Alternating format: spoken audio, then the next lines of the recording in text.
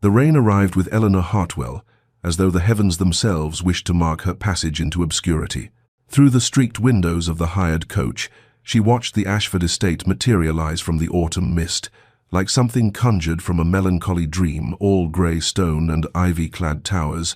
its chimneys disappearing into low-hanging clouds that seemed to press down upon the Derbyshire countryside with the weight of centuries. She was 26 years old, educated beyond her station and impoverished below her breeding, and she had come to this place with nothing but a battered trunk, a worn travelling cloak that had once been her mother's, and the quiet resignation of one who has learned that hope is a luxury she can no longer afford. The wheels churned through muddy ruts, each turn bringing her closer to a life she understood with painful clarity. She would be invisible here, a shadow moving through gilded rooms, her thoughts unspoken, her presence noted only when absent. 5 years, perhaps more, stretching before her like an endless corridor of identical days, reading aloud to women who would never truly see her, managing correspondence for ladies who would forget her name the moment she departed, existing in that peculiar purgatory reserved for gentlewomen without fortune, too refined for servitude yet too poor for society. The carriage lurched to a halt before the great entrance, and Eleanor gathered her threadbare shawl more tightly around her shoulders, not against the cold but against the future. She had been Miss Hartwell once, daughter of a respected scholar, raised among books and music and the assumption of a decent match, but her father's death had revealed debts instead of inheritance, and her distant cousins had offered pity but no home. She thought, as the footman opened the carriage door and rain misted against her face, that this was not tragedy, but simply the quiet diminishment of circumstance, the way a candle flame grows smaller, not through sudden gust, but through the patient burning of hours. She stepped down onto the wet gravel, her half-boots thin enough that she felt every stone, and looked up at the house that would be her world. Somewhere within those walls, the Dowager Countess Ashford waited a woman Eleanor had never met, but whose reputation preceded her like winter before the snow, all coldness and exacting standards. Eleanor smoothed her skirts, lifted her chin with the dignity her mother had insisted upon even in poverty's final days, and walked toward the entrance. She would be what she must be, competent, courteous, invisible. She would endure with grace, maintain her education in private hours, and ask nothing of the world but the small mercy of employment. The door opened before her, and Eleanor Hartwell stepped across the threshold into the autumn of her obscurity, carrying within her all the unspoken dreams she had taught herself to forget. The Dowager Countess Ashford received Eleanor in the morning room, a chamber so perfectly appointed that even the firelight seemed arranged for maximum effect, and the woman herself, tall, angular, dressed in unrelieved black, despite 3 years of widowhood, surveyed her new companion, with the detached assessment one might give a piece of furniture being considered for purchase. "You come with adequate references," the Countess said, her voice carrying the particular crispness of one accustomed to immediate obedience, "and I am told you read French and Italian in addition to English. You will attend me each morning at 9 to manage my correspondence. You will read aloud in the afternoons. I cannot abide novels, only history and sermons, and you will accompany me on calls when I require a sensible presence. You will take your meals in your room, you will not engage the other servants in idle conversation, and you will remember that discretion is the highest virtue in your position." Eleanor stood with her hands folded, her spine straight, and murmured her understanding, feeling the familiar constriction of her new reality settling around her like a too tight bodice. She had known it would be thus, had prepared herself for exactly this species of benevolent tyranny, yet something in her still flinched at the casual dismissal in the Countess's tone, the assumption that Eleanor's education was merely a tool for another's convenience. Her room, when the housekeeper finally led her to it, was tucked beneath the eaves on the 3rd floor, a space so small that her trunk occupied nearly half the available area, with a narrow bed, a washstand, a single chair, and a window that looked out over the stable yard rather than the magnificent gardens she had glimpsed from the carriage. She unpacked her few possessions with careful precision. 3 dresses in various states of respectability, her mother's Bible with its cracked leather binding, the volume of Wordsworth her father had given her on her 16th birthday,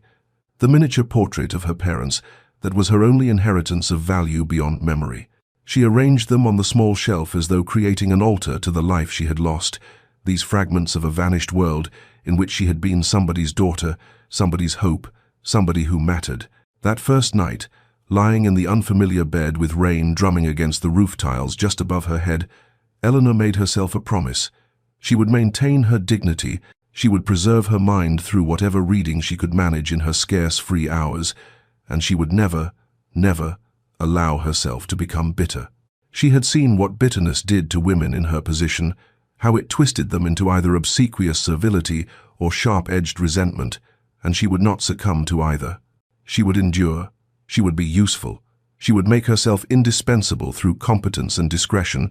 and if she sometimes felt the weight of all her unspoken thoughts pressing against her throat like unshed tears, well, that was simply the price one paid for survival in a world that measured worth in pounds rather than poetry, in connections rather than character, in what one possessed rather than who one was. Months passed, and then years, and Eleanor found herself moving through houses like a ghost passing through walls, leaving no mark of her presence, carrying only the same battered trunk and the growing weariness that settled into her bones, like winter cold that never quite departed. The Dowager Countess dismissed her after 18 months, not for any fault, but simply because the woman had decided to remove to her daughter's household in Scotland and required no companion there, and Eleanor found herself in London, in the employ of Lady Pemberton, a cheerful widow of 40 whose townhouse near Berkeley Square glittered with gilt and gossip. Lady Pemberton was kind in her careless way, always smiling, always fluttering about like an overfed songbird, surrounding herself with other shallow creatures who discussed nothing more substantial than the latest fashions and the scandals of the season. Eleanor managed the household accounts that her employer could not be bothered with, organized the endless stream of callers, and sat silent in drawing rooms full of laughter that seemed to come from another world entirely, feeling herself become more invisible with each passing day. She left after a year when Lady Pemberton married again, a pompous colonel with a bristling moustache who made it clear he saw no need for his new wife to maintain a paid companion, and Eleanor travelled to Bath, to the anxious Mrs. Whitmore, a hypochondriac of uncertain age who required someone to read medical texts aloud, to accompany her to the pump room, to listen to endless recitations of symptoms both real and imagined. Bath in winter was a city of invalids and boredom, of the same routines repeated until Eleanor could navigate the streets with her eyes closed, could predict every conversation before it began, could feel her own mind growing smaller from disuse, despite the books she read in secret hours. Mrs. Whitmore's niece arrived from India after 14 months, and Eleanor was once again surplus to requirements, dispensable as yesterday's newspaper. She was 29 now, and she could feel something essential eroding within her, not hope, for she had released that long ago, but rather the vitality that had once made her believe her thoughts and feelings mattered to anyone, even herself. The pattern had become clear. She would always be temporary, always peripheral, always alone, moving from house to house like a piece of serviceable furniture, useful but unremarkable, and noticed only in absence. She took her meals in solitude. She spoke only when addressed. She perfected the art of seeming present while being essentially absent, and if sometimes she caught her reflection in a window and barely recognized the woman, staring back pale, quiet, fading like old ink on paper, well, that was simply the cost of survival in a world that had no place for educated women without fortune or family or future. The Thornbury residence in Mayfair was different from the moment Eleanor crossed its threshold, quieter, softer, filled with the kind of faded elegance that spoke of old money and older griefs, and Lady Thornbury herself, at 78, proved to be a woman of surprising gentleness, her lined face still beautiful, her voice warm despite the tremor of age, and she greeted Eleanor not as a servant but as a companion in the truest sense, saying, "My dear, I hope you will be happy here, for I find I am too old for formality and too lonely for silence." The house was filled with books, with music, with light that poured through tall windows onto Persian carpets worn soft by generations of feet, and Eleanor felt something in her chest loosen slightly, though she reminded herself not to hope, not to expect anything beyond the temporary respite of a kinder employer. She had been there perhaps 3 weeks when the Duke of Greystone arrived unannounced one autumn afternoon, and Eleanor, seated in the corner of the drawing room with her needlework, while Lady Thornbury dozed, looked up at the sound of his voice in the hallway, and felt her breath catch at the sight of him. Tall, dark-haired, perhaps 34, dressed in black with only the smallest concession to mourning jewelry, his face austere and remote as a winter landscape, beautiful in the way that broken things sometimes are, when they have been carefully pieced back together, but never quite whole again. Lady Thornbury woke and embraced him with evident affection, calling him "my dear Grayson," and he bent to kiss her cheek with a tenderness that seemed at odds with the severity of his expression, and Eleanor looked away, returning to her needlework, making herself invisible as she had learned to do, expecting no introduction, no acknowledgement of her presence. But later, when Lady Thornbury had gone to rest, and Eleanor sat alone in the library attempting to make sense of Dante's Inferno in the original Italian, a book she had found on the shelves and borrowed without permission, a small rebellion she allowed herself. She heard the door open and looked up, to find the Duke standing there, his dark eyes resting on the volume in her hands with unmistakable recognition. "You read, Dante," he said, and it was not quite a question, his voice low and slightly rough as though from disuse, and Eleanor felt heat rise to her cheeks as she stood, clutching the book, and prepared to apologize for the presumption of touching his aunt's belongings, but he continued before she could speak. "In Italian, it appears. The Longfellow translation is adequate, but nothing compares to the original music of the verse." She stared at him, uncertain how to respond, aware that this was the longest conversation she had held with a gentleman of rank in 5 years, aware too of something in his gaze that was neither condescension nor idle curiosity, but rather a kind of hunger, as though he had been starving for someone who understood what he was saying, and she found herself answering honestly, without calculation. "I find the music inseparable from the meaning translation always loses something essential, like trying to explain the color of sky to someone who has never seen it." And for just a moment, something shifted in his austere face, a crack in the ice, and he almost smiled before nodding once, and leaving her alone with her book and the strange, unsettling sensation that she had been truly seen for the first time in longer than she could remember. The Duke began appearing at his aunt's residence with a frequency that seemed, to Eleanor's carefully observant eye, unusual for a man of his standing and responsibilities, he who surely had estates to manage, parliamentary duties to attend,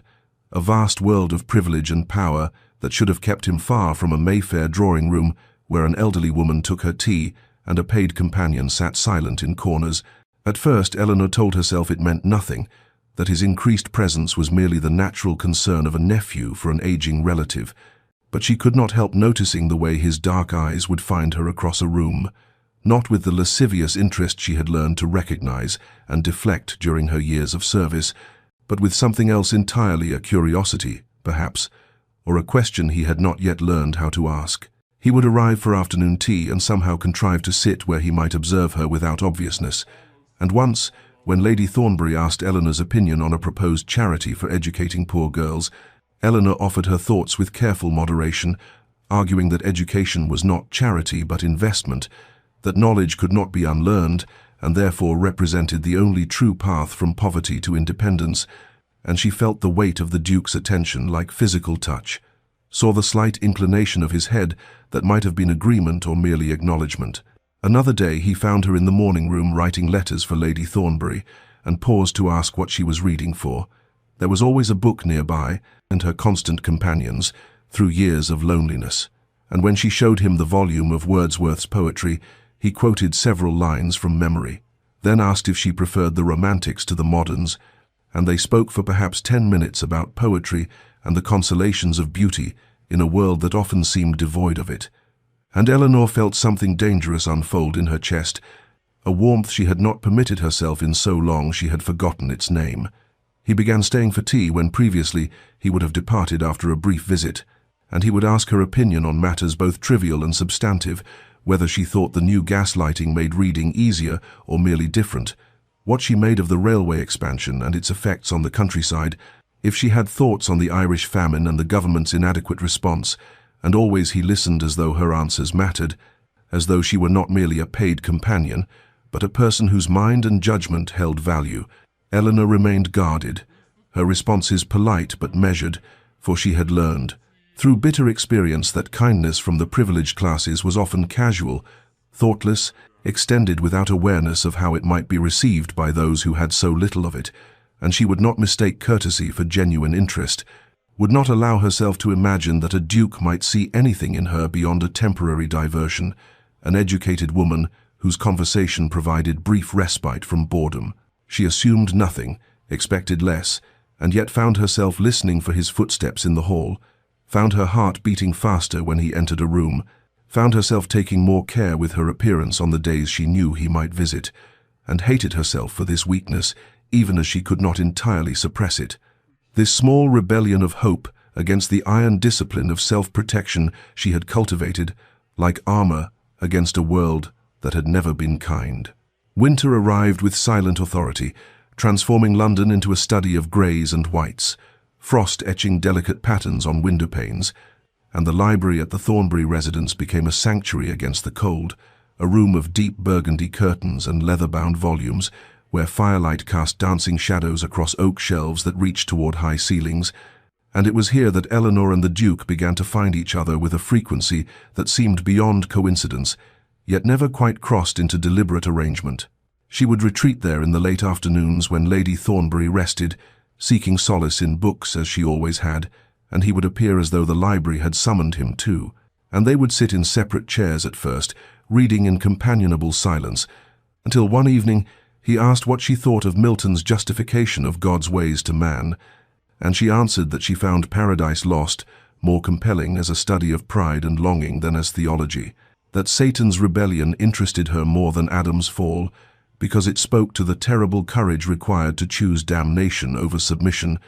and the Duke had looked at her with something like recognition in his dark eyes and said, "Yes, exactly that, the tragedy of a will that cannot bend, even when bending might mean salvation." And from that moment their conversations deepened like a river cutting through stone,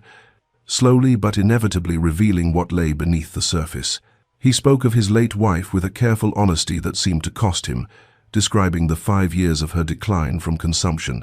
how he had watched her fade like watercolor in rain, how he had held her hand through endless nights and felt helpless against the inexorable progress of disease, how her death when it finally came was both agony and terrible relief, and the guilt of that relief had haunted him through 3 years of frozen isolation, in which he had performed his duties as Duke with mechanical precision, while feeling nothing at all, until something in his voice broke slightly, and Eleanor reached across the space between their chairs to touch his hand, just once, briefly, a gesture of shared understanding that said times,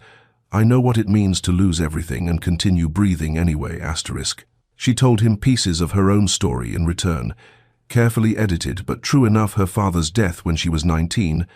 the discovery that his scholarly reputation had been built on borrowed money and false optimism, the auction of their house and books and every material memory of her childhood, her mother's retreat into invalidism and eventual death 2 years later, leaving Eleanor alone with nothing but her education and the realization that a gentlewoman's learning was worthless without fortune to support it, that she existed in a peculiar purgatory of being too refined for service, yet too poor for society, invisible to those above her station and suspect to those below. They spoke of philosophy and found they both believed that meaning must be created rather than discovered, that the universe was indifferent but human connection could carve beauty from that indifference, and they argued about poetry, whether Keats or Shelley better understood the relationship between beauty and truth, whether art should console or challenge, whether suffering ennobled or merely destroyed, and Eleanor felt herself coming alive in ways she had forgotten were possible, felt her mind expand and sharpen against his, felt the dangerous warmth of being truly heard. The winter deepened, and their library meetings became the axis around which her days turned, and she knew this was foolish, knew she was allowing herself to care when caring could only lead to loss, but in those firelit hours she chose to set aside caution and simply exist as herself, whole and unhidden,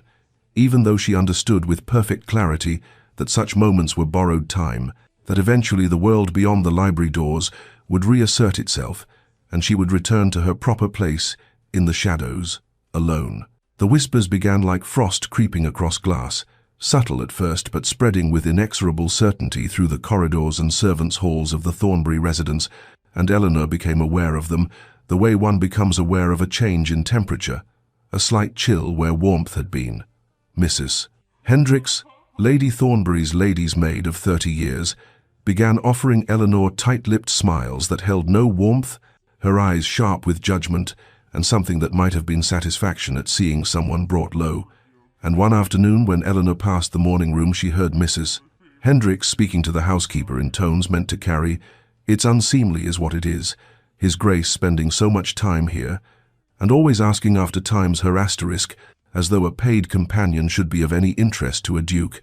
But then some women know how to make themselves interesting, if you take my meaning. Eleanor felt the words like a slap, the familiar shame that came with being misunderstood, misjudged, reduced to the oldest and cruelest of assumptions about women without protection or position,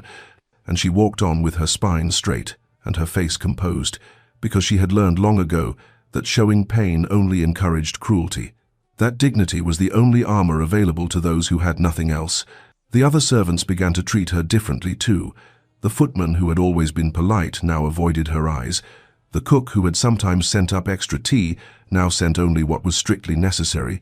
And Eleanor found herself once again inhabiting that peculiar no-man's land she had occupied in every house where she had served. Too educated and refined to be comfortable below stairs, where at least there was companionship among equals, too poor and employed to be accepted above stairs, where she might have found society among those who shared her learning. She existed in the shadows between worlds, belonging nowhere, welcome nowhere, and the Duke's continued attention, which she had begun to treasure, despite her better judgment, now felt like a curse that illuminated her rather than a kindness, making her visible in ways that brought only scrutiny and censure. The Duke himself seemed utterly oblivious to the scandal his visits were creating, or perhaps, Eleanor thought bitterly, he simply did not care because men of his rank could afford not to care, could dispense kindness or attention as they pleased, without suffering consequences that would destroy a woman in her position. He could walk away unscathed, while she would be marked forever as someone who had presumed above her station, who had encouraged inappropriate interest, who had failed to maintain proper boundaries. She began avoiding the library during hours when he might appear, taking her tea in her room rather than the drawing room, accepting every errand that would take her outside the house and away from the possibility of encounter. And she hated herself for this retreat even as she understood its necessity, hated the world that made simple conversation between two lonely people into something sordid and suspicious, hated most of all the small part of her heart that still hoped he might notice her absence and wonder why she had withdrawn, that still wished, despite everything, that she might matter to someone, that she might be seen as something other than a temporary convenience or a cautionary tale. The package arrived on a February morning when sleet tapped against the windows like impatient fingers, and Eleanor was helping Lady Thornbury sort through correspondence in the morning room, and when the butler presented it on a silver tray with a small card bearing the Duke's crest, Eleanor felt her heart constrict, with something between dread and longing, because she knew before opening it that whatever lay within would require a response she was not prepared to give. Lady Thornbury gestured for her to open it with an encouraging smile that suggested she knew more than she revealed, and Eleanor's fingers trembled slightly as she broke the seal and unwrapped the brown paper to reveal a book bound in deep green leather with gilt lettering, and when she saw the title her breath caught, because it was a first edition of Elizabeth Barrett Browning's sonnets from the Portuguese, published just 3 years prior and already considered a masterwork of romantic verse, the kind of volume that belonged in collectors' libraries rather than in the hands of paid companions who owned nothing of value and had no right to such treasures. The card was brief, written in the Duke's precise hand. "You mentioned once that you found sonnet Exlethin to be the truest expression of love you had encountered in modern verse. I thought you should have your own copy rather than borrowing from my aunt's shelves, Greystone," and Eleanor felt tears prick her eyes because the gift was impossible in every conceivable way, far too intimate and personal to accept from a man to whom she was nothing but his aunt's employee, far too valuable for someone in her position to possess without inviting exactly the kind of speculation that already poisoned the household's atmosphere. Yet refusing it would be an insult to his generosity and kindness, would suggest she thought ill of his motives, when she knew his heart was without calculation or impropriety, that he had simply wanted to give her something beautiful because he understood she had so little beauty in her carefully circumscribed life. She held the book with trembling hands and felt the weight of the choice before her. To accept was to acknowledge that something existed between them beyond the bounds of employer and companion, to admit that their library conversations had meant something more than intellectual exercise, to open a door she had been desperately trying to keep closed because she knew where such openings led for women of no fortune and uncertain position, knew that hope was the most dangerous gift anyone could offer her, because hope required vulnerability, and vulnerability invited devastation. Yet to refuse was to deny the truth of what she felt, to reject not just the gift, but the gesture of seeing her as someone worthy of thoughtfulness and care, to retreat once more into the protective shadows where she had learned to live half-visible and untouchable. "It's beautiful, is it not?" Lady Thornbury asked gently, and Eleanor managed to nod and whisper, "Yes, extraordinarily so," and the elderly woman reached across to pat her hand and said, "Then you must accept it, my dear, for beautiful things should go to those who can truly appreciate them." And Eleanor understood she was not speaking only of the book, but of something larger and more terrifying, some future possibility that Eleanor could not allow herself to imagine. She accepted with formal words of gratitude that felt hollow against the magnitude of what the gift represented, and that night in her small room she opened the book to Sonnet XL30 and read, "How do I love thee? Let me count the ways," and felt something break open inside her chest, some carefully maintained defense crumbling under the weight of longing she had forbidden herself to acknowledge, and she knew that this gift would haunt her precisely because it was given without expectation or demand, freely offered to someone the world deemed unworthy of such generosity, and that was perhaps the cruelest kindness of all, to be seen and valued when she had spent 5 years learning to be invisible. The summons came 3 days after Eleanor had begun avoiding the library altogether, delivered by a housemaid who said that Lady Thornbury wished to see Miss Hartwell in her private chambers at 2 o'clock, and Eleanor climbed the stairs with trepidation coiling in her stomach, because she knew this must be the dismissal she had been anticipating, the inevitable consequence of allowing herself to become visible in ways that invited scandal and speculation. And she rehearsed in her mind the dignified words she would use to accept her fate without protest or tears, the practiced calm that had carried her through 5 years of precarious employment and countless small humiliations. Lady Thornbury was seated by the window in her sitting room when Eleanor entered, the afternoon light softening the lines of her elderly face, and she gestured to the chair opposite, with a gentle smile that confused Eleanor because it held no censure, no disappointment, only a kind of knowing sadness that suggested the conversation to come would not follow the script Eleanor had prepared. "Sit with me, child," the old woman said, and Eleanor obeyed, folding her hands in her lap and waiting for judgment to fall. But instead, Lady Thornbury reached across and took one of Eleanor's hands in her own papery grip and said, "My nephew has not smiled in 3 years, not since Catherine died after that terrible wasting illness that took her so slowly. We all watched helpless as she faded, and he became a ghost himself, going through the motions of living without any light behind his eyes, and I had despaired of ever seeing him take joy in anything again until you came to this house. And now he smiles when he speaks of a book you recommended or an observation you made, and there is life in his face again, hope, and you are afraid of that, are you not?" Eleanor felt tears sting her eyes and managed to whisper,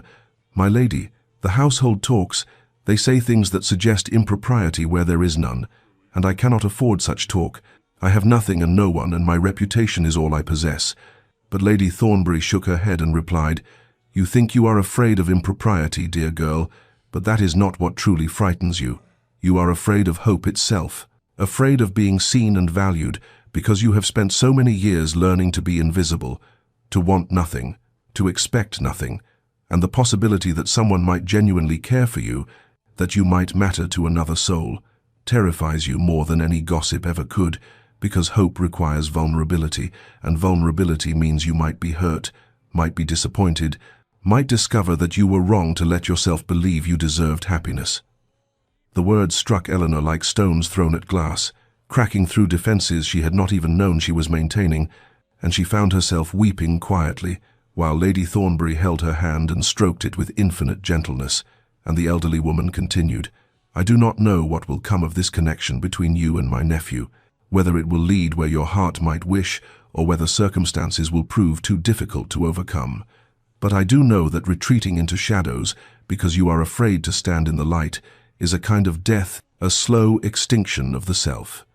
And you deserve more than that, Eleanor. You deserve to be seen and known and valued for the remarkable woman you are, not despite your circumstances, but as a whole person worthy of consideration and care." Eleanor could not speak, could only sit with tears streaming down her face while something fundamental shifted inside her chest, some locked door beginning to open despite her fear, and when she finally found her voice, she asked, "What should I do?" And Lady Thornbury smiled and said, "Whatever your heart tells you when you stop being afraid to listen to it." Eleanor gave her notice on a grey March morning, when fog pressed against the windows, like searching fingers, and the world beyond seemed insubstantial as dreams, and she delivered the words to Lady Thornbury with steady voice and downcast eyes, explaining that she had secured a position with the Duchess of Somerset in London,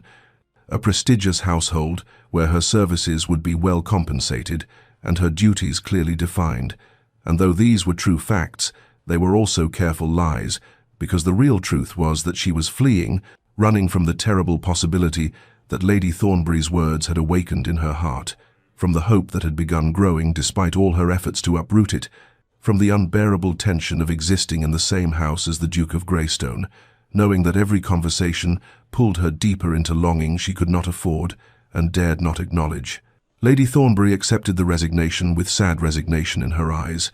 as though she understood exactly what Eleanor was doing and why. But she said only, "I shall miss you, my dear, and I wish you every happiness in your new position." And Eleanor felt the weight of that gentle disappointment like stones in her pockets, dragging her down even as she told herself she was making the sensible choice, the safe choice, the only choice available to a woman of no fortune who had learned through bitter experience that reaching for things beyond her station led only to humiliation and loss. The Duke was absent when she made her announcement, away at his country estate on business, and Eleanor told herself this was a mercy because she would not have to see his face or hear whatever careful, courteous words he might offer in response to her departure, would not have to witness whether he felt relief or indifference or something more complicated that she did not dare name. And she spent the following days packing her few possessions with mechanical efficiency, while the household whispered around her, and the lady's maid made pointed comments about companions who grew too bold in their presumptions, paid the price. He returned 3 days before her scheduled departure, and Eleanor knew the moment his carriage arrived because she heard the commotion in the entrance hall and felt her heart begin racing with anticipation and dread. But he did not seek her out that day or the next, and she moved through the house like a ghost, half hoping and half fearing that he would demand an explanation, would ask why she was leaving, would give her some reason to reconsider this flight into safety and solitude.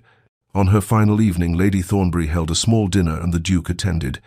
and across the table Eleanor felt his gaze upon her several times.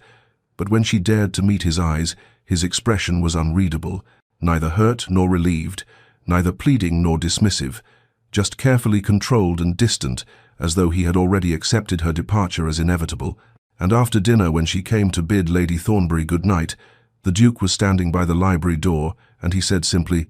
"I wish you well in your new position, Miss Hartwell." And she replied, "Thank you, Your Grace," and that was all. No grand speeches or dramatic revelations,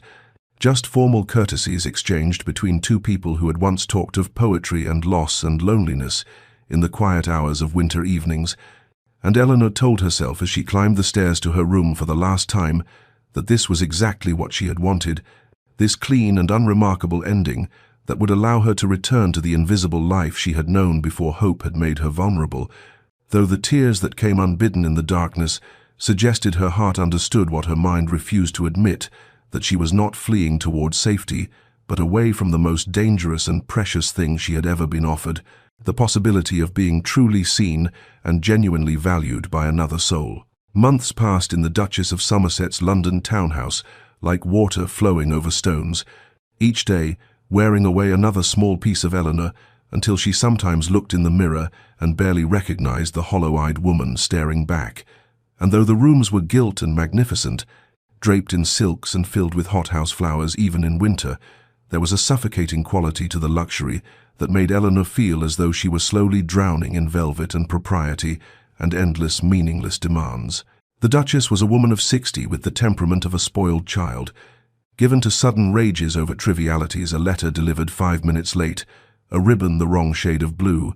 Eleanor's failure to anticipate some unspoken preference, and then equally sudden episodes of cloying affection, where she would shower Eleanor with cast-off jewelry and expired invitations to events Eleanor could never attend. Gifts that felt more like mockery than kindness, reminders of the chasm between their positions that no amount of shared time could bridge. Eleanor performed her duties with mechanical precision, reading aloud from novels she did not absorb, writing letters in the Duchess's overwrought style, organizing social calendars for gatherings she would never join, and all the while she felt herself becoming precisely what she had feared most during those first desperate months of companionship 5 years ago. Invisible, interchangeable, a function rather than a person, valued only for her utility and easily replaced should she fail to provide adequate service or sufficient entertainment. At night in her room, which was larger and finer than any she had occupied before, decorated in pale green silk with a view of the garden, Eleanor would sit by the window and think of Lady Thornbury's library, of winter afternoons, when the Duke would settle into the chair across from hers and they would discuss Wordsworth or Keats or the nature of grief, conversations that ranged freely through philosophy and literature and personal revelation. And she would remember the way he listened, as though her words truly mattered, as though her thoughts had value beyond their ability to distract or amuse. And the remembering was both comfort and torment, because she had chosen to leave that possibility behind. She had brought with her the volume of Browning he had given her, that dangerous gift she should have returned but could not bear to relinquish. And sometimes she would open it and read, "How do I love thee? Let me count the ways," and feel tears burning in her throat, because she had been offered something precious and had run from it out of fear disguised as practicality, out of pride disguised as self-preservation, and now she existed in this golden cage of her own choosing, safe from hope, and therefore safe from disappointment, but also safe from joy, from connection, from the terrifying vulnerability of being truly seen. The Duchess noticed nothing of Eleanor's internal desolation, concerned only with whether her companion was available to read to her during headaches or accompany her on tedious social calls, and Eleanor moved through her days like a ghost haunting the edges of someone else's life, going through motions that no longer held meaning, and she understood with growing clarity that she had not escaped danger by leaving Lady Thornbury's house, but had instead traded one kind of death for another, choosing slow extinction over the risk of living fully, and the knowledge sat in her chest like a stone she could neither swallow nor expel. The letter arrived on a Tuesday morning in late April, when London was draped in unseasonable fog, and Eleanor was reading aloud from a tedious novel about virtuous governesses that the Duchess had selected specifically because it flattered her own sense of benevolence, and when the footman brought the silver salver with the single envelope, Eleanor's heart contracted painfully because she recognized Lady Thornbury's spidery handwriting, even before she saw the black bordered edge that signaled mourning or illness, and the Duchess waved her hand impatiently, saying, "Well, open it if you must, though I cannot imagine who would be writing to you," the dismissive tone making clear that Eleanor's personal correspondence was an irritating interruption to the morning's entertainment. Eleanor's hands trembled as she broke the seal and unfolded the paper, and the words swam before her eyes. Lady Thornbury gravely ill, asking for Eleanor specifically, hoping she might come if her circumstances permitted, and the letter, written by the housekeeper, because the lady herself was too weak to hold a pen, and Eleanor felt the world tilt sideways, because this woman, who had shown her unexpected kindness, who had tried to teach her that she deserved more than invisible servitude, was dying and wanted her presence, and the wanting mattered more than Eleanor could articulate even to herself. She looked up to find the Duchess watching her with sharp curiosity, and said carefully,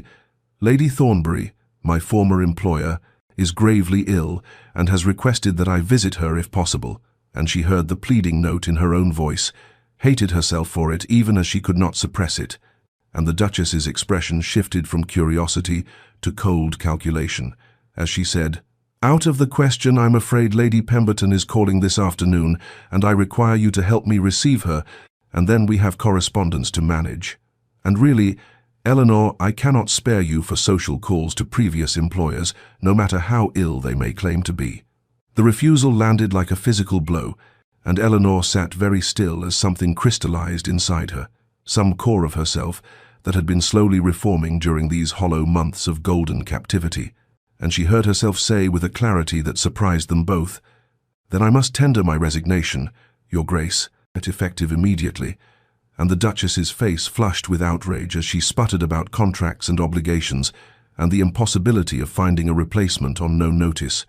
But Eleanor was already standing, already moving toward the door, already choosing for the first time in 5 years to honor what she wanted rather than what was expected or safe or sensible. The Duchess called after her that she would provide no reference, that Eleanor would never find another position, that she was throwing away her future out of misplaced sentiment, and all of this was certainly true. Every word a nail in the coffin of Eleanor's prospects, but she climbed the stairs to her room and began packing her trunk anyway, hands steady now with purpose, because Lady Thornbury was dying and had asked for her, and this mattered more than security or reputation, or the careful preservation of a life that had already become a kind of death. And as she folded her few dresses and wrapped her books in brown paper, Eleanor felt something unfurling in her chest that might have been terror, or might have been the first trembling shoots of freedom, the recognition that she was capable of choosing connection over safety, of risking everything for something that could not be measured in wages or references or social standing. And by afternoon she was in a hired carriage, traveling north toward Lady Thornbury's house, toward the unknown consequences of this reckless act of love and loyalty, toward the possibility that she might arrive too late, or that her presence might mean nothing, or that this decision would leave her utterly destitute, but also toward the certainty that she could not live with herself if she chose comfort over compassion, duty over devotion, and for the first time since she had fled the Duke's quiet regard and Lady Thornbury's gentle wisdom, Eleanor felt fully, terrifyingly, magnificently alive. Eleanor arrived at Lady Thornbury's house as twilight was settling over the gardens like a benediction, the sky streaked with violet and gold, and the butler who answered the door recognized her immediately, his professional composure cracking just enough to reveal relief as he said, "Miss Hartwell, thank God you've come. Her ladyship has been asking for you," and he led her not to the familiar sitting rooms but up the grand staircase to the family chambers.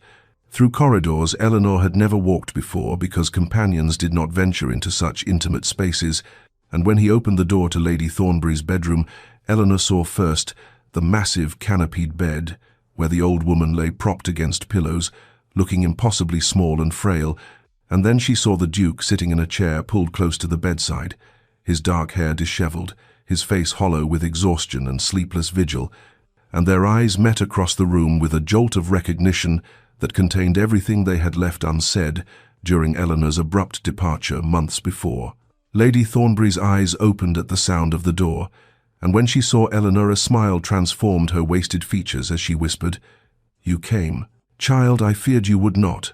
And Eleanor crossed to the bed and took the old woman's hand, which felt light as paper and cold, despite the fire burning in the grate,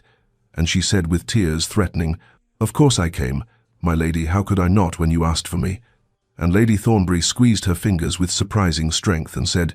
"Because you are sensible and I am dying and there is no practical reason for you to risk your position." But her eyes were warm with understanding that Eleanor had chosen connection over practicality, had finally chosen with her heart rather than her fears. The Duke rose and offered Eleanor his chair, and when their hands brushed during the exchange, Eleanor felt the same electric awareness that had frightened her into flight. But now it seemed less dangerous than precious, and this ability, they had to affect each other so profoundly. And he said quietly, "I'll have them bring another chair."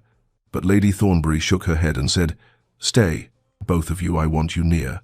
And so they arranged themselves on either side of her bed and began the ancient ritual of vigil, the waiting that is both gift and burden, the accompanying of a soul toward its final threshold. The hours passed in strange suspension, sometimes filled with whispered conversation, when Lady Thornbury had strength for it, sometimes heavy with silence, broken only by the crackling fire and the old woman's labored breathing. And in those quiet spaces, Eleanor and the Duke spoke to each other with new honesty, their voices low, so as not to disturb their patient. And he told her that his aunt's illness had come suddenly,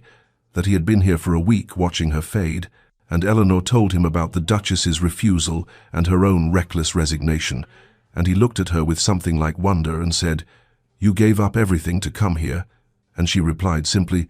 "Not everything. I gained the knowledge that I could still choose love over safety." And the word hung between them, love, with all its implications and impossibilities and terrifying promises. Near midnight, Lady Thornbury stirred and gestured for Eleanor to lean close,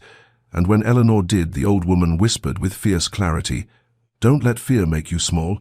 Child, I did that for too many years, and I regret every cautious choice, every moment I chose propriety over passion." And Eleanor felt tears spill over, because these words were both blessing and command, permission and challenge, and Lady Thornbury turned her head to look at her nephew and said,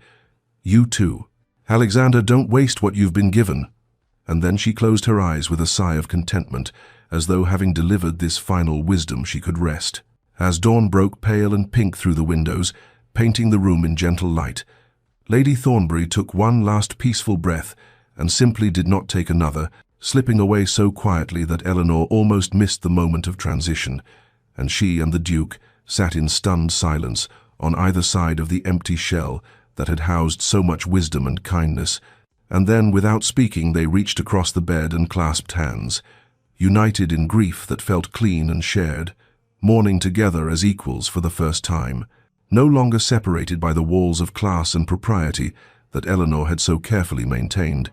And in that moment of loss, Eleanor understood that Lady Thornbury had given them both a final gift, not just her blessing, but the stripping away of all pretense, leaving them raw and honest and finally, terrifyingly, ready to see each other clearly. The will reading took place 3 days after the funeral in Lady Thornbury's study, a room Eleanor had never entered during her employment because it had been the old woman's private sanctuary, and now she sat uncomfortably on a straight-backed chair while the solicitor, a dry elderly man named Mr. Pemberton, arranged his papers with meticulous precision, and the Duke stood by the window looking out at gardens still beautiful, despite being touched by early summer heat, his black mourning clothes making him seem even more remote than usual, and Eleanor told herself she would leave as soon as the formalities concluded, because surely she had no business being present for the division of Lady Thornbury's estate among her family. Mr. Pemberton cleared his throat and began reading in his papery voice, and Eleanor barely listened as he detailed bequests to servants and donations to charitable causes and the expected inheritance of the house and its contents to the Duke. But then the solicitor's tone changed slightly as he said, "And to Miss Eleanor Hartwell, whose companionship brought me great joy in my final years, I leave the sum of £3,000 to be invested in the funds so as to provide her with an annual income of approximately £120, that she might have the independence to choose her own path rather than being forced into servitude by circumstance." And Eleanor's breath stopped entirely because £120 a year was a modest but genuine independence, enough to rent a small cottage and live simply without employment, enough to read and walk and exist without bowing to the demands of difficult women who treated her as furniture, and the gift was so enormous, so transformative, so completely unexpected that she could not process it, could only sit frozen while Mr. Pemberton continued with minor bequests to distant cousins. When the reading concluded, the solicitor handed Eleanor a sealed letter addressed in Lady Thornbury's distinctive handwriting, and she took it with trembling hands, barely aware of Mr. Pemberton gathering his papers and departing with murmured condolences, barely aware of anything until the Duke's voice broke through her shock, saying gently, "She planned this carefully. She wanted you to have choices." And Eleanor looked up to find him watching her with an expression she could not decipher, something between sadness and hope and resignation, and she whispered, "I don't understand why she would do this for me. I was only her companion for a few months." But even as she spoke, she knew this was not entirely true, and that something deeper had passed between her and the old woman, some recognition and affection that transcended the boundaries of employment. The Duke moved closer and said, "My aunt saw you clearly, Eleanor. She saw your intelligence being wasted, your spirit being slowly crushed by the necessity of invisible servitude, and she wanted to give you what she herself never had until widowhood freed her, which was the ability to choose your life rather than having it chosen for you by poverty or propriety. And hearing him speak her given name so naturally, without the Miss Hartwell that marked distance and formality, made Eleanor's heart contract painfully, because they were alone now without Lady Thornbury's presence to mediate between them, alone, with all the unspoken feelings and impossible longings that had driven Eleanor to flight months before, and she stood abruptly and said, "I should go. I need to think. I need to," but she could not articulate what she needed, because she was facing a terrifying question that Lady Thornbury's generosity had created. If she was no longer bound by financial necessity, if she could choose freely without fear of destitution, what did she actually want? And the answer, whispered through her like wind through empty rooms, was standing 3 feet away, watching her with dark eyes that contained their own careful hope. But wanting something and being able to accept it were entirely different challenges, and Eleanor fled the study, clutching the sealed letter like a talisman against the overwhelming possibility that her life might become something other than careful survival, might become something she had stopped letting herself imagine during 5 long years of making herself small and invisible and safe. Eleanor spent a week making arrangements, consulting with Mr. Pemberton about the investment of her inheritance, searching through advertisements for suitable cottages to let, and trying to ignore the fact that the Duke appeared at his aunt's house every day during this period, though he had no reason to be there anymore. With Lady Thornbury gone, the estate matters settled, the funeral concluded, and mourning begun. Yet he came nonetheless, and found excuses to cross her path in corridors or the garden, in his presence, both comfort and torment, because Eleanor knew what she had to do, even as every fibre of her being resisted doing it, knew she had to leave London and leave him, and build a life of careful solitude, rather than risk the impossible dream his steady gaze seemed to offer. She found a cottage finally, a small stone dwelling in Derbyshire with a garden and 2 bedrooms and a rent of £25 annually, leaving her nearly £100 for living expenses, more money than she had ever commanded in her life. And when she told the Duke's housekeeper, Mrs. Davies, who had been handling correspondence for the estate, the older woman looked at her with something like pity and said, "His Grace will be sorry to see you go, Miss," which was both too much acknowledgement and not nearly enough, and Eleanor fled before the woman could say anything more. The Duke found her in the garden 2 days before her planned departure, found her sitting on the stone bench where she and Lady Thornbury had often taken tea, and he sat beside her without invitation and said quietly, "May I call on you, Eleanor? In Derbyshire, once you're settled, may I visit?" And the question was so gentle, so carefully phrased to give her every opportunity to refuse without humiliation, that Eleanor felt her heart crack, because he was trying to make this possible, trying to bridge the impossible gap between them, and she had to be the one with enough sense for both of them. She turned to face him and said, "Your Grace, you know that's impossible, the difference in our stations, the gossip it would cause, the presumption people would make." And he said, "I don't care what people presume," but Eleanor shook her head and continued, "But I care, I must care, because I have spent 5 years learning exactly how precarious my position is, how easily a woman without fortune can be ruined by association with someone above her station, and I have finally, miraculously, been given independence, and I cannot risk it. I cannot risk becoming an object of scandal or speculation or pity." And she heard her voice rising with passion she could not control, heard herself saying things she had rehearsed, but which sounded hollow now when spoken aloud. The Duke listened without interrupting, his dark eyes never leaving her face, and when she finally fell silent, breathless and miserable, he asked only one question, his voice very low and very steady, "Are you refusing because you don't care for me, Eleanor, or because you do?" And the question hung in the air between them like something sharp and glittering, demanding honesty she was not prepared to give, because if she admitted the truth that she had been half in love with him since their first library conversation, that she thought of him constantly, that his presence made her feel seen and valued in ways she had forgotten were possible, then she would have no defense left against hope, and hope was the most dangerous thing she could allow herself. So she stood abruptly and said, "I cannot answer that question, Your Grace. Please do not ask it of me." And she walked away quickly before he could see the tears that were sliding down her cheeks. walked away from the only person who had ever looked at her and seen not a useful employee, or a tolerable companion, or an invisible necessity, but simply Eleanor, complex and intelligent, and worthy of being known, and the leaving felt like tearing something vital from her chest. But she did it anyway because 5 years of survival had taught her that safety mattered more than happiness. That caution was wisdom and hope was foolishness, even as a small voice whispered that Lady Thornbury had warned against exactly this choice, had begged her not to let fear make her small. But Eleanor silenced that voice and kept walking, kept choosing the careful prison of solitude over the terrifying possibility of being truly, devastatingly seen. The cottage in Derbyshire was everything Eleanor had imagined when she signed the lease, small and stone with ivy climbing its eastern wall, a garden that had gone somewhat wild during its vacancy, 2 rooms downstairs and 2 above, windows that looked out over rolling hills where sheep grazed in distant fields. And yet when she arrived in late October with her few trunks and fewer expectations, when she unlocked the door and stepped into rooms that smelled of dust and disuse, she felt not the relief she had anticipated, but rather a hollowness that seemed to expand with each passing day until it filled every corner of her carefully chosen sanctuary. Winter came early that year, settling over the hills like a held breath, and Eleanor established routines meant to give shape to days that otherwise threatened to blur into formless succession.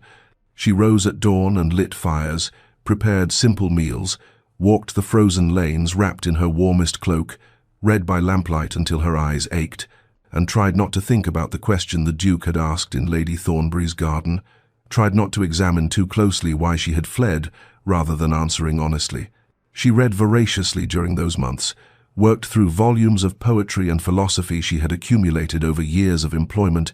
books that had been her companions when human connection proved too dangerous or complicated. But now the words seemed to slide across her mind without penetrating, and she found herself reading the same passages repeatedly without comprehension, found herself staring into the fire and remembering library conversations, the way the Duke's voice deepened when discussing ideas that moved him, the rare smile that transformed his austere features into something approaching warmth. The freedom she had thought she wanted, had spent 5 years dreaming about during countless hours of reading aloud to difficult women and managing their trivial correspondence, felt instead like exile, like she had traded one prison for another. And the terrible realization that came to her slowly through the long winter nights was that she had been running not from the Duke, but from vulnerability itself, from the terrifying possibility of being truly known and then perhaps rejected. From hope, which seemed infinitely more dangerous than resignation, because hope could shatter while resignation merely endured. She thought often of Lady Thornbury's final whispered words, "Times don't let fear make you small times," and understood with growing clarity that she had spent 5 years making herself systematically smaller, learning to disappear into wallpaper and silence, learning to want nothing and expect less. And now, when offered the chance to expand into a larger life, to be visible and vulnerable and fully present, she had chosen instead this careful solitude that felt less like freedom and more like slow suffocation. Spring came late to Derbyshire, snow lingering in shadowed corners well into March. But when it finally arrived, it came with sudden violence, crocuses pushing through frozen ground and birds returning with raucous celebration, and Eleanor stood in her wild garden one morning, watching new life force its way into existence, and realized with perfect, painful clarity that she had made a catastrophic mistake, that fear was not sufficient reason to refuse happiness, that 5 years of companionship had taught her how to survive, but not how to live, and if she wanted to become something more than a ghost haunting her own carefully constructed prison, she would need to find courage she was not certain she possessed, would need to risk rejection and humiliation and heartbreak, would need to travel to Greystone and speak the truth she had been too frightened to acknowledge when the Duke asked his impossible question, which was that she cared for him desperately. They had cared since their first conversation about Dante, and that caring terrified her more than anything she had ever faced because it meant becoming visible again, meant stepping out of protective shadows into light that might reveal her as insufficient or unworthy. But the alternative was this half-life of careful solitude, and Eleanor discovered she could no longer bear it. Eleanor took the mail coach north in early April, her small valise containing only necessities and the first edition of Browning the Duke had given her months ago, a talisman of courage she carried like a promise to herself that she would not flee this time, would not choose safety over truth, and the journey to Greystone took 2 days through countryside transformed by spring, orchards foaming white with blossoms and fields greening after winter's surrender, and Eleanor watched the landscape change through coach windows and felt her heart hammering against her ribs with a terror that was somehow exhilarating, because she was choosing this, was stepping deliberately toward vulnerability rather than away from it, though she had no assurance of welcome or reciprocation, and every possibility of humiliation, because 5 months had passed since she had walked away from the Duke's question without answering, 5 months during which he might have decided she was not worth the complexity she brought to his orderly life, might have concluded that her refusal was answer enough. She hired a cart in the village near Greystone to carry her to the estate, arrived unannounced because announcement would have given her too much time to reconsider, to turn back, to choose the familiar prison of fear over the terrifying freedom of hope, and when the house came into view, a great stone edifice of grey stone and mullioned windows set among ancient oaks,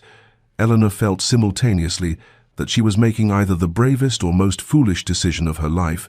and she could not determine which until she faced the Duke and spoke the words she had rehearsed through sleepless nights in her Derbyshire cottage. The butler who answered her knock looked startled to see her, but admitted her with professional courtesy when she asked if His Grace was at home, and he led her not to a receiving room, but through the house to the gardens, because, he explained, the Duke spent most afternoons there since the weather had turned fine, and Eleanor followed him through corridors lined with portraits of stern-faced ancestors until they emerged into formal gardens, where spring had exploded in riots of daffodils and early roses, and there, kneeling among flower beds with soil on his hands and shirt-sleeves rolled to his elbows, was the Duke, looking so different from the austere figure she had known in London, that Eleanor stopped walking and simply stared until he glanced up and saw her, and went absolutely still. She dismissed the butler with a gesture before the man could announce her, needed to do this without witnesses or formality, and she walked forward across perfect lawn until she stood at the garden's edge, looking down at the Duke, who had risen to his feet but made no move to approach her, his dark eyes searching her face with an intensity that made her feel transparent, and Eleanor drew a breath that seemed to fill her entire body, and said without preamble, "I was afraid I have been afraid for so long that I forgot what it feels like to want something more than safety, to risk heartbreak for the possibility of happiness, and you asked me a question in Lady Thornbury's garden that I could not answer, because answering honestly would have destroyed every defense I had built during 5 years of making myself invisible. But I can answer now. I must answer now because winter in Derbyshire taught me that survival is not the same as living, and fear is not sufficient reason to refuse joy. So I will tell you the truth, which is that I care for you desperately. I have cared since our first conversation about Dante, though I would not admit it even to myself, and I know the gap between our positions makes this impossible by every measure society recognizes. I know I bring you nothing but complication and potential scandal, but I had to come here and tell you that I was wrong to walk away, wrong to choose pride over honesty, wrong to let fear make me small, when you had offered me the extraordinary gift of being truly seen, and if you have moved past whatever you felt in those library conversations, if 5 months of my cowardice has convinced you I am not worth the trouble I would undoubtedly bring to your life, then I will accept that and leave and never trouble you again. But I needed you to know that I refused, not because I didn't care, but because I cared too much, and that has made all the difference." The Duke stood motionless among his roses for what seemed an eternity after Eleanor's words fell into silence between them, his eyes never leaving her face, and she watched emotions move across his austere features like clouds across a March sky, surprise, followed by something that might have been pain, followed by something else she could not quite name, but that made her breath catch in her throat, and when he finally spoke, his voice was rough, as though he had not used it properly in months, which perhaps he had not. "I thought your refusal meant indifference," he said, and Eleanor heard in those words the echo of her own winter isolation. "I thought when you walked away that I had misread everything, that the conversations we shared meant nothing beyond pleasant discourse to pass time, that I had projected my own desperate loneliness onto neutral kindness and made a fool of myself by hoping for more,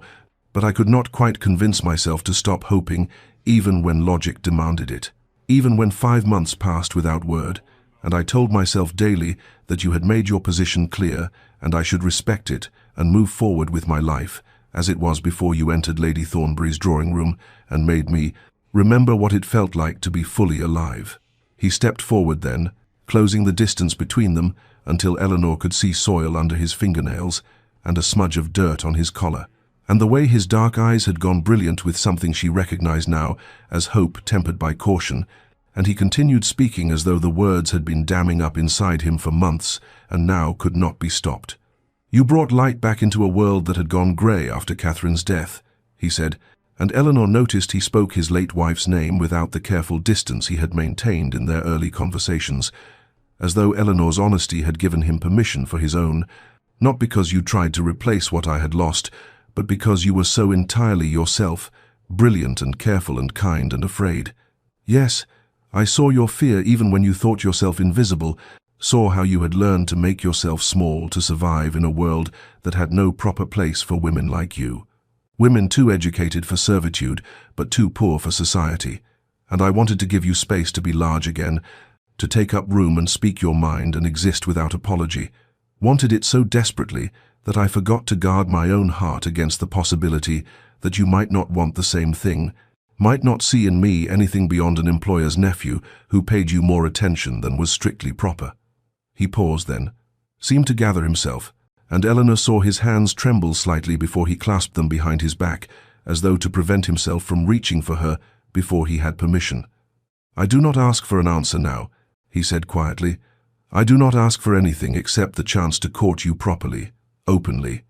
to let our relationship begin again without the constraints of your employment or my aunt's household or the weight of expectations we both carried, to discover together whether what we found in those library conversations can grow into something lasting and real. And if you will grant me that chance, if you will allow me to call on you and write to you and build something honest between us, then I will wait as long as necessary for you to feel certain. Will wait years if that is what you require, because Eleanor, you are worth waiting for. You have always been worth far more than the world has given you, and if you will let me, I would spend my life trying to show you that truth." Eleanor felt tears sliding down her face, though she had not realized she was crying, felt something tight and cold in her chest, loosen and warm and expand until she could breathe properly, for what felt like the first time in 5 years, and she smiled at this man who stood before her, covered in garden soil, and offering her not a proposal but an invitation to partnership, to being fully seen and valued, and she said simply, "Yes, yes, I will grant you that chance, will grant us both that chance, because I am tired of being afraid and ready to discover what we might become together." Months later, when summer had deepened into golden abundance across Greystone's vast parklands, Eleanor found herself transformed in ways both visible and invisible,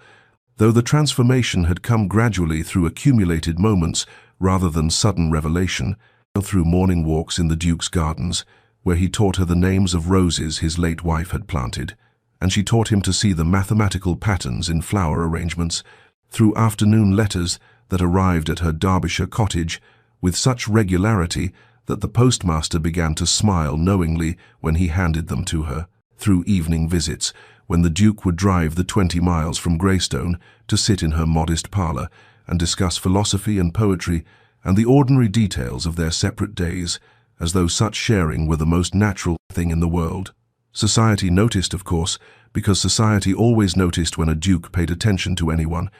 and the gossip that had simmered during Eleanor's employment at Lady Thornbury's now boiled over into drawing rooms across 3 counties, ladies whispering behind fans about the impoverished companion who had somehow ensnared the Duke of Greystone, gentlemen making crude speculations about the nature of their relationship, dowagers declaring it all highly irregular and predicting scandal. But the Duke's rank provided a shield that Eleanor's previous positions had never offered, and he made clear through both action and word that anyone who spoke ill of Miss Hartwell would find themselves unwelcome at Greystone, and by extension, unwelcome in much of polite society, which proved remarkably effective at silencing the more vicious tongues. Eleanor learned during those months to navigate the Duke's world without losing herself within it, to attend dinners at Greystone where she was introduced not as a companion or employee, but simply as Miss Hartwell, a friend of the family, to converse with county ladies who looked down their noses at her modest dress, until the Duke made clear his regard for her opinions, to accept the reality that she would always be scrutinized more carefully than someone born to privilege, but that such scrutiny need not determine her worth or her happiness. The Duke, in turn, learned to see beyond the rigid hierarchies that had structured his entire life, to recognize that character mattered more than quarterings on a coat of arms, that Eleanor's intelligence and kindness and hard-won strength made her more suitable as a partner than any appropriately bred lady who had never known struggle or developed resilience through necessity,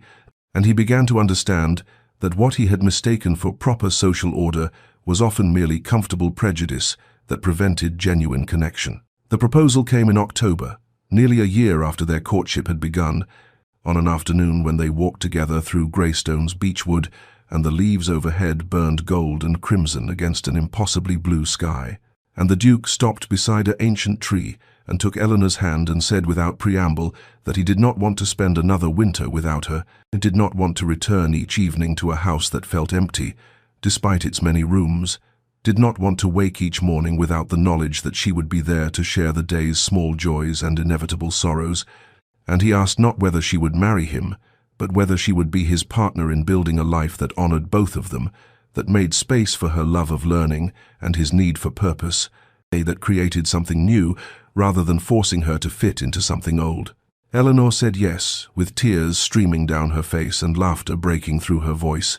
said yes to partnership and possibility, and the terrifying, beautiful prospect of being fully known and fully loved, said yes to a future she had not dared to imagine during those 5 years of making herself invisible in other women's houses.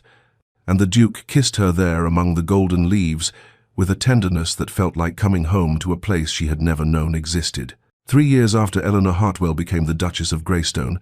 on an April afternoon, when sunlight streamed through the tall windows of the estate's library and illuminated dust motes that drifted like golden snow through air scented with leather bindings and beeswax and the sweet violet perfume, Eleanor had finally allowed herself to wear without guilt. She sat in the window seat with her daughter Anne perched on one side and her son Thomas on the other, reading aloud from a collection of fairy tales, while both children listened with the peculiar intensity of the very young encountering magic for the first time, and she thought with quiet wonder how impossible this scene would have seemed.